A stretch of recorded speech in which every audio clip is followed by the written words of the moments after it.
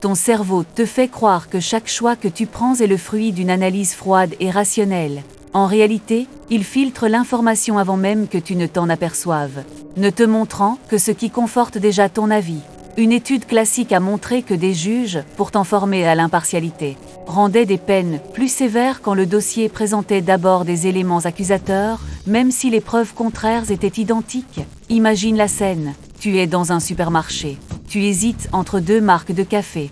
La première étiquette affiche préférée des experts, la seconde nouveau goût. Ton regard se pose d'abord sur la première, ton esprit valide instantanément. Et tu repars avec le paquet sans avoir comparé les arômes. La plupart pensent que la logique guide nos achats, mais la vérité est que le biais de confirmation agit comme un projecteur qui n'éclaire que ce qu'il veut voir. Pourquoi ton cerveau refuse-t-il de regarder l'autre côté de la médaille? La réponse viendra à la fin. Garde-la en tête. Chaque décision quotidienne active un mécanisme invisible que les psychologues appellent le coup de changement ou coup de bascule, quand tu passes d'une tâche à une autre. Ton cortex préfrontal doit réinitialiser les règles, inhiber l'ancienne et charger la nouvelle. C'est comme si tu devais démonter une voiture pour en monter une autre à chaque feu rouge, une mini-histoire. Tu travailles sur un rapport, une notification surgit. Tu ouvres l'email, tu réponds, tu reviens au rapport, 3 minutes plus tard. Tu as oublié la phrase que tu allais écrire. Le mécanisme est simple. Le cerveau économise de l'énergie en restant dans le même mode. Mais chaque bascule lui coûte une fraction de seconde qui s'accumule en heures perdues. La plupart croient que la multitâche augmente la productivité, mais la vérité est que chaque interruption grignote ta mémoire de travail comme une souris grignote un fromage. La mémoire de travail. Ce petit tableau noir mental ne peut contenir que 3 à 4 éléments à la fois. Quand le biais de confirmation t'inonde d'informations qui vont dans ton sens, il sature ce tableau et chasse les données contraires. Visualise un bureau encombré de post-it. Tu n'as de place que pour les notes qui confirment ton hypothèse. Les autres tombent par terre et disparaissent. Un exemple concret, tu cherches un restaurant pour ce soir, tu lis 3 avis élogieux.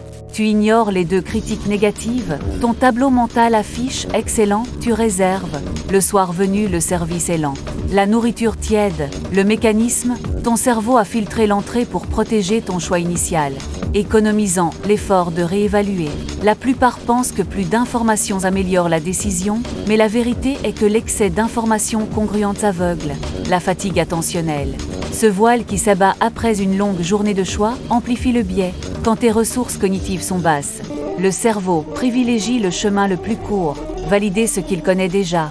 Imagine un marathonien qui, au 30e kilomètre, ne peut plus analyser le terrain, il suit simplement la trace devant lui. Toi, après 8 heures de réunion, tu acceptes la proposition du collègue sans la questionner. Parce que ton réservoir d'attention est vide, le mécanisme repose sur la dopamine. Valider une croyance connue libère une micro-récompense, ce qui est moins coûteux que d'explorer l'inconnu. La plupart croient que la fatigue rend simplement plus lent, mais la vérité est qu'elle réoriente ton système de décision vers le confort du connu. Passons à l'application pratique. Première astuce, avant toute décision importante. Écris sur une feuille 3 arguments pour et 3 contre, sans jugement. Cela force ton cerveau à charger les 2 côtés sur le tableau mental, contournant le filtre automatique. Deuxième astuce, impose un délai de réflexion de 2 minutes après avoir reçu une nouvelle information qui confirme ton avis. Pendant ce temps, respire, regarde par la fenêtre. Laisse le coup de changement s'estomper. Troisième astuce, utilise un code couleur sur tes notes, rouge pour les données contraires, vert pour les confirmations. Le contraste visuel rappelle à ton cortex qu'il y a 2 camps. Quatrième astuce, planifie tes décisions lourdes le matin quand ta réserve d'attention est pleine. Et réserve les tâches routinières pour l'après-midi. Ces micro-habitudes transforment le biais en un signal d'alerte plutôt qu'en pilote automatique. Maintenant, la révélation que tu attendais.